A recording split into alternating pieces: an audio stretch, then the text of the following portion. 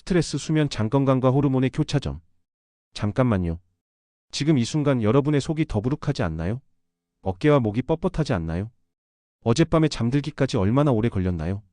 만약 이 질문들 중 하나라도 그렇다라고 답하셨다면 지금 이 시간이 여러분에게 가장 중요한 30분이 될 것입니다. 왜냐하면 지금 여러분이 겪고 있는 그 모든 증상들, 불면증, 소화불량, 만성피로, 이유 없는 우울감까지도 사실은 하나의 공통된 원인에서 나오고 있기 때문입니다. 그 원인이 무엇일까요? 바로 호르몬 불균형입니다. 오늘 제가 여러분께 보여드릴 것은 단순한 의학 지식이 아닙니다. 여러분의 몸이 매일 보내고 있는 신호를 읽는 방법입니다. 그리고 그 신호에 맞게 대응하는 방법입니다. 30분 후, 여러분은 왜 밤 11시에 잠자리에 누워도 새벽 2시까지 잠들지 못하는지, 왜 스트레스를 받으면 즉시 배가 아픈지, 왜 아무리 자도 피곤한지 완전히 이해하게 될 것입니다. 혹시 이런 경험 있으신가요? 밤 11시에 침대에 눕지만 새벽 2시까지 잠들지 못합니다. 겨우 잠들어도 새벽 4시에 깨서 다시 잠들지 못하죠. 아침에 일어나면 몸은 천근만근, 머리는 개운하지 않습니다. 그러다 보니 하루 종일 피곤합니다. 오후 3시쯤 되면 졸음이 몰려와 커피를 마시지만 밤에는 또 잠들지 못하는 악순환이 계속됩니다. 게다가 요즘 들어 속이 자주 더부룩하고 조금만 스트레스를 받아도 배가 아픕니다. 중요한 회의 전에는 화장실을 들락날락하고 여행을 가면 며칠씩 변비에 시달립니다. 나이가 들어서 그런가 보다 하고 넘어가시고 계시나요? 아닙니다. 불면증, 소화불량, 만성피로. 이것들은 단순한 생활습관 문제가 아닙니다. 바로 호르몬 균형이 깨진 신호입니다. 현대를 살아가는 직장인들의 대표적인 증상들을 생각해 보세요. 끝없는 업무 스트레스, 잠 못 드는 밤들, 예민해진 장. 왜 이런 문제들이 동시에 나타날까요? 그 답은 호르몬에 있습니다. 오늘은 스트레스, 수면, 장 건강이 어떻게 호르몬을 통해 서로 연결되어 있는지, 그리고 이 연결고리를 이해하면 어떻게 근본적인 해결책을 찾을 수 있는지 말씀드리겠습니다. 먼저 스트레스와 호르몬의 관계부터 살펴보겠습니다. 스트레스 호르몬의 대표 주자는 코르티솔과 아드레날린입니다. 많은 분들이 이 두 호르몬을 나쁜 호르몬으로 생각하시는데 사실은 그렇지 않습니다. 코르티솔과 아드레날린은 원래 우리를 위기에서 구해주는 고마운 호르몬들입니다. 상상해보세요. 원시시대에 갑자기 호랑이가 나타났습니다. 이때 우리 몸은 즉시 비상사태를 선포합니다. 아드레날린이 분비되어 심장박동이 빨라지고 코르티솔이 분비되어 근육에 에너지를 공급합니다. 모든 감각이 예민해지고 집중력이 극대화됩니다. 이 덕분에 우리는 빠르게 도망가거나 맞서 싸울 수 있었습니다. 생존을 위한 완벽한 시스템이었죠. 문제는 현대사회에서 이 시스템이 오작동을 일으킨다는 것입니다. 현대인에게는 호랑이 대신 상사가, 맹수 대신 마감이 있습니다. 몸은 여전히 원시시대의 반응을 보이지만 위기는 하루 종일 계속됩니다. 아침에 출근해서 밤늦게 퇴근할 때까지 우리 몸은 계속 비상사태 모드로 운영됩니다. 마치 자동차 엔진을 하루 종일 레드존에서 돌리는 것과 같습니다. 그 결과는 무엇일까요? 첫 번째로 소화 기능에 문제가 생깁니다. 스트레스 호르몬은 소화 기능을 억제합니다. 위기 상황에서는 소화보다 도망가는 것이 더 중요하니까요. 여러분도 경험해 보셨을 겁니다. 중요한 발표 전에 속이 더부룩해지거나 스트레스를 받으면 식욕이 없어지는 경험 말입니다. 이런 상태가 지속되면 어떻게 될까요? 위산 분비가 불규칙해지고 장 운동이 저하됩니다. 그 결과 역류성 식도염, 과민성 대장 증후군 같은 질환이 생깁니다. 좀 더 구체적으로 설명해드리면 스트레스를 받으면 교감신경이 활성화됩니다. 교감신경은 전투 모드라고 생각하시면 됩니다. 이때 소화를 담당하는 부교감신경은 억제되죠. 평상시에는 부교감신경이 활성화되어 소화액이 충분히 분비되고 장이 규칙적으로 운동합니다. 하지만 스트레스 상황에서는 이 모든 것이 중단됩니다. 두 번째로 탈모와 새치가 나타납니다. 스트레스 호르몬이 모낭을 직접 공격하기 때문입니다. 특히 남성분들 중에 급작스럽게 머리가 빠지기 시작했다면 단순히 유전이라고 생각하지 마세요. 스트레스가 탈모를 가속화시킬 수 있습니다. 코르티솔은 모낭의 성장 사이클을 단축시킵니다. 정상적으로는 모발이 2-6년의 성장기를 거치는데 스트레스 호르몬이 이를 몇 개월로 단축시켜버립니다. 원형 탈모는 특히 스트레스와 밀접한 관련이 있습니다. 동전 크기로 머리카락이 빠지는 것은 대부분 극심한 스트레스의 결과입니다. 세 번째로 면역력이 떨어집니다. 코르티솔이 과도하게 분비되면 면역세포의 활동이 억제됩니다. 그래서 스트레스를 많이 받으면 감기에 자주 걸리고 작은 상처도 잘 아물지 않습니다. 실제로 한 연구에서 만성 스트레스를 받는 직장인들을 조사한 결과 90% 이상이 소화기 문제를 동반하고 있었습니다. 그리고 이들 중 대부분이 탈모나 새치 증가도 함께 경험하고 있었죠. 한 가지 더 말씀드리고 싶은 것은 스트레스 호르몬이 우리의 혈당과 혈압에도 직접적인 영향을 미친다는 것입니다. 만성 스트레스 상태에서는 혈당이 계속 높게 유지되고 이것이 당뇨병의 전 단계인 당뇨 전증으로 이어질 수 있습니다. 또한 혈압도 지속적으로 높아져서 고혈압의 위험이 증가합니다. 그래서 건강검진에서 혈압이 조금 높네요. 혈당이 경계선이네요 라는 말을 들으셨다면 단순히 식습관만의 문제가 아닐 수 있습니다. 스트레스 관리가 더 근본적인 해결책일 수 있죠. 여기서 중요한 것은 스트레스 호르몬 자체가 나쁜 것이 아니라는 점입니다. 문제는 과유불급입니다. 적당한 스트레스는 오히려 우리를 성장시키고 집중력을 높여줍니다. 하지만 만성적으로 지속되는 스트레스는 독이 됩니다. 그렇다면 이런 스트레스가 수면에는 어떤 영향을 미칠까요? 지난 시간에 코르티솔과 멜라토닌이 교대 근무를 한다고 말씀드렸습니다. 이 부분을 조금 더 자세히 살펴보겠습니다. 정상적인 상황에서는 이렇게 작동합니다. 아침 6시경 코르티솔이 분비되기 시작합니다. 이 덕분에 우리는 자연스럽게 잠에서 깨어납니다. 코르티솔은 혈당을 올리고 혈압을 적정하게 유지하며 하루를 활기차게 시작할 수 있도록 도와줍니다. 더 구체적으로 말씀드리면 코르티솔은 간에서 포도당을 생성하도록 자극합니다. 하룻밤 금식한 우리 몸에 즉시 에너지를 공급하는 것이죠. 정상적인 코르티솔 패턴은 아침에 가장 높고 오후에 점차 감소하여 저녁에는 최저 수준에 도달합니다. 이런 자연스러운 리듬을 일주기 리듬이라고 부릅니다. 그리고 저녁 9시경부터 멜라토닌이 분비되기 시작합니다. 멜라토닌은 우리를 졸리게 만들고 깊은 잠에 빠뜨립니다. 또한 밤 동안 면역력을 강화하고 세포를 재생시킵니다. 멜라토닌의 역할은 단순히 잠들게 하는 것만이 아닙니다. 강력한 항산화 작용을 하여 하루 동안 쌓인 활성산소를 제거합니다. 또한 성장 호르몬의 분비를 촉진하여 세포 재생과 근육 회복을 돕습니다. 이렇게 코르티솔과 멜라토닌이 완벽하게 교대 근무를 할 때 우리는 아침에 상쾌하게 일어나고 밤에는 깊은 잠에 빠질 수 있습니다. 하지만 만성 스트레스 상태에서는 어떻게 될까요? 코르티솔이 하루 종일 높은 상태로 유지됩니다. 저녁이 되어도 코르티솔이 내려가지 않으면 멜라토닌이 제대로 분비되지 않습니다. 왜냐하면 코르티솔과 멜라토닌은 서로 상반된 역할을 하기 때문입니다. 하나가 높으면 다른 하나는 자동으로 낮아지도록 설계되어 있습니다. 결과적으로 밤 11시에 침대에 누워도 잠들지 못합니다. 머리는 여전히 낮에 있었던 일들을 반복해서 생각하고 몸은 긴장 상태를 유지합니다. 겨우 잠들어도 코르티솔 때문에 새벽에 깨어버립니다. 특히 새벽 3-4시에 깨는 경우가 많은데 이는 코르티솔의 자연적인 상승 시점과 맞아떨어지기 때문입니다. 이런 상태가 계속되면 어떻게 될까요? 낮에는 피곤해서 커피나 에너지 드링크에 의존하게 됩니다. 그런데 카페인은 또 다시 코르티솔 분비를 자극하므로 밤에 더욱 잠들기 어려워집니다. 이것이 바로 현대인의 불면증 악순환입니다. 그런데 여기서 또 다른 중요한 사실 하나를 말씀드리겠습니다. 불면증의 핵심 원인 중 하나가 바로 세로토닌 부족이라는 것입니다. 세로토닌과 멜라토닌의 관계를 이해하면 왜 스트레스가 불면증을 유발하는지 완전히 이해할 수 있습니다. 세로토닌은 멜라토닌의 원료입니다. 낮에 충분한 세로토닌이 만들어져야 밤에 멜라토닌이 제대로 분비됩니다. 트립토판이라는 아미노산이 세로토닌으로 변환되고 이 세로토닌이 밤에 멜라토닌으로 다시 변환되는 것이죠. 여기서 중요한 것은 햇볕입니다. 낮에 햇볕을 충분히 쬐어야 세로토닌이 잘 만들어지고 밤에 어두워져야 멜라토닌이 제대로 분비됩니다. 그런데 세로토닌의 90%는 어디서 만들어질까요? 바로 장에서입니다. 여기서 모든 것이 연결됩니다. 스트레스 장기능 저하, 세로토닌 부족, 멜라토닌 부족, 불면증. 그래서 장이 예민한 사람들이 불면증에도 시달리는 경우가 많은 것입니다. 장과 뇌의 관계를 조금 더 자세히 살펴보겠습니다. 장을 제2의 뇌라고 부르는 이유가 있습니다. 장에는 뇌 다음으로 많은 신경세포가 있고 뇌와 직접 연결되어 있습니다. 정확히 말하면 장에는 약 5억 개의 뉴런이 있습니다. 이는 척수에 있는 뉴런보다도 많은 숫자입니다.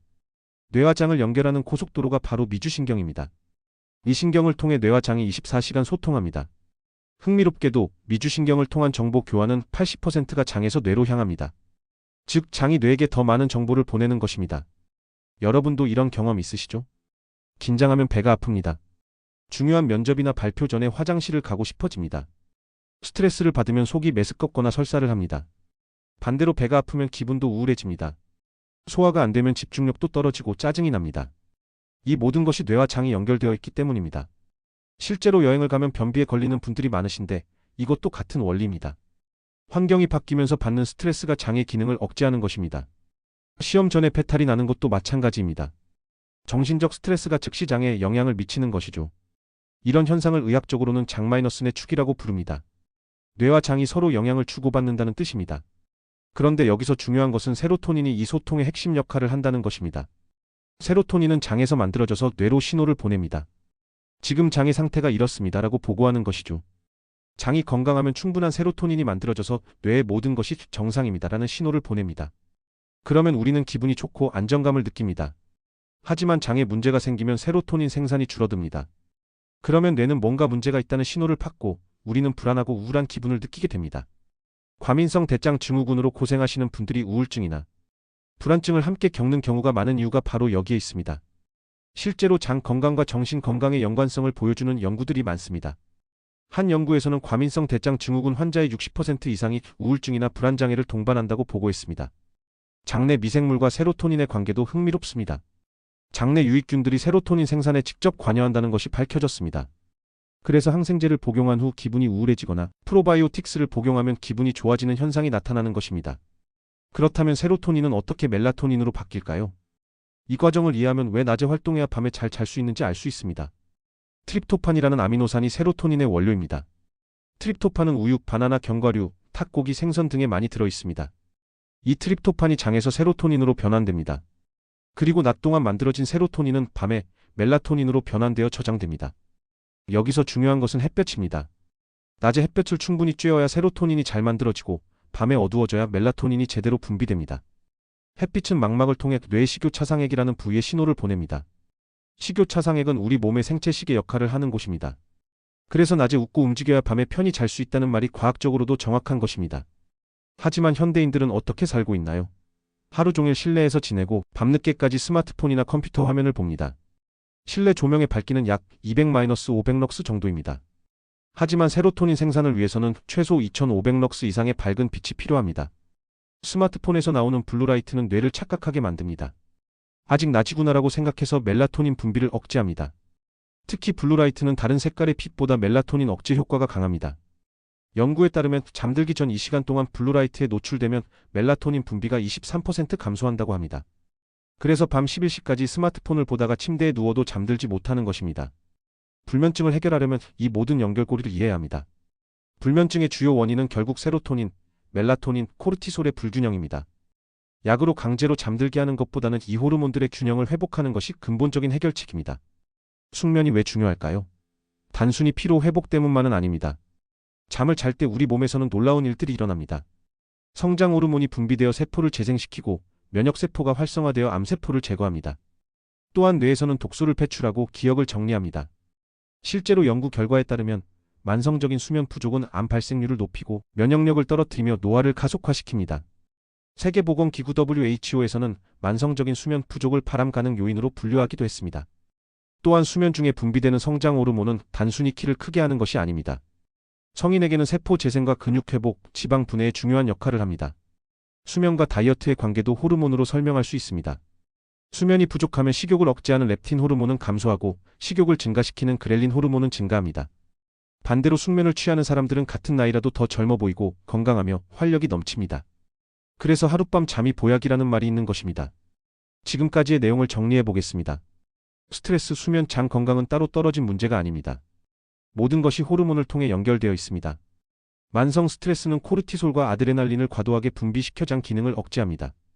장 기능이 떨어지면 세로토닌 생산이 줄어들고 세로토닌이 부족하면 멜라토닌도 부족해져서 불면증이 생깁니다. 불면증은 다시 스트레스를 증가시키고 면역력을 떨어뜨립니다. 이렇게 악순환이 계속되는 것입니다. 이것이 바로 세로토닌 마이너스 코르티솔 마이너스 멜라토닌의 삼각관계입니다. 하나가 무너지면 다른 것들도 함께 무너집니다. 하지만 반대로 하나를 회복하면 다른 것들도 함께 좋아집니다. 그렇다면 어떻게 이 악순환을 끊을 수 있을까요? 첫 번째, 장 건강부터 챙기세요. 김치, 된장, 요거트 같은 발효식품을 매일 섭취하세요. 양배추, 브로콜리, 시금치 같은 섬유질이 풍부한 채소들도 중요합니다. 두 번째, 낮에는 햇볕을 충분히 쬐고 활동하세요. 최소한 하루 30분 이상은 야외에서 햇볕을 받으며 걸어보세요. 세 번째, 밤에는 스마트폰을 멀리하고 어둡고 조용한 환경을 만드세요. 멜라토닌이 제대로 분비될 수 있도록 도와주세요. 잠들기 최소 1시간 전에는 스마트폰, 컴퓨터, TV를 끄세요. 대신 책을 읽거나 명상을 하거나 가벼운 스트레칭을 해보세요. 침실은 가능한 한 어둡게 만드세요. 작은 LED 불빛도 멜라토닌 분비를 방해할 수 있습니다. 네 번째, 스트레스 관리를 하세요. 하루에 5분이라도 깊은 호흡을 하는 시간을 가져보세요. 숨을 들이마실 때 4초, 참을 때 4초, 내쉴 때 6초의 리듬으로 해보세요. 다섯 번째, 규칙적인 식사 시간을 지키세요. 불규칙한 식사는 코르티솔 분비를 불안정하게 만듭니다. 특히 저녁 식사는 잠들기 3시간 전에 마치는 것이 좋습니다. 여섯 번째, 적당한 운동을 하세요. 하지만 잠들기 직전에 격렬한 운동은 피하세요. 낮 시간대의 적당한 운동은 스트레스 호르몬을 감소시키고 세로토닌 분비를 늘려줍니다. 이 모든 것들이 유기적으로 연결되어 있다는 것을 기억하세요. 오늘 밤 당신의 수면은 당신의 젊음을 결정합니다. 단순히 피로를 푸는 것이 아니라 세포를 재생하고 면역력을 강화하며 호르몬 균형을 회복하는 소중한 시간입니다. 불면증, 소화불량, 만성피로. 이런 증상들을 그냥 나이 때문이라고 넘어가지 마세요. 이것들은 모두 호르몬 불균형의 신호이고 충분히 개선할 수 있는 문제들입니다. 호르몬을 이해하면 우리 몸의 모든 신호를 읽을 수 있습니다. 그리고 그 신호에 맞게 대응하면 나이와 상관없이 건강하고 젊은 몸을 유지할 수 있습니다. 예를 들어 오후 3시쯤 극심한 피로감이 몰려온다면 이는 코르티솔의 자연스러운 하락 시간입니다. 이때 커피 대신 10분 정도의 가벼운 산책이나 심호흡을 해보세요. 또한 저녁 9시 이후에 갑자기 잠이 깨는 느낌이 든다면 이는 멜라토닌 분비가 시작되는 신호입니다. 이때부터는 밝은 빛을 피하고 몸을 휴식 모드로 전환해야 합니다. 아침에 일어나기 힘들다면 전날 밤 멜라토닌이 제대로 분비되지 않았거나 수면의 질이 좋지 않았다는 신호입니다. 잠들기 전 루틴을 점검해 보세요. 소화가 안 되고 속이 더부룩하다면 스트레스 호르몬이 소화 기능을 억제하고 있다는 신호입니다. 식사 전후에 깊은 호흡을 하고 천천히 씹어먹는 습관을 기르세요. 이유 없이 짜증이 나거나 우울하다면 세로토닌 부족의 신호일 수 있습니다. 햇볕을 쬐며 걷거나 장 건강에 좋은 음식을 섭취해 보세요. 기억하세요. 당신의 몸은 매일 당신에게 신호를 보내고 있습니다. 그 신호를 제대로 읽고 대응하는 것, 그것이 바로 진정한 건강관리의 시작입니다. 또한 중요한 것은 이 모든 변화가 하루아침에 일어나지 않는다는 것입니다. 호르몬 균형을 회복하는 데는 시간이 필요합니다. 최소 2-3주, 길게는 2-3개월의 꾸준한 노력이 필요할 수 있습니다. 하지만 작은 변화들은 며칠 내에도 느낄 수 있습니다. 수면의 질이 조금씩 좋아지고 소화가 편해지며 기분이 안정되는 것을 경험하게 될 것입니다. 포기하지 마세요. 여러분의 몸은 놀라운 회복력을 가지고 있습니다. 올바른 신호를 주면 반드시 반응합니다. 호르몬을 이해하면 우리 몸의 모든 신호를 읽을 수 있습니다. 그리고 그 신호에 맞게 대응하면 나이와 상관없이 건강하고 젊은 몸을 유지할 수 있습니다. 감사합니다.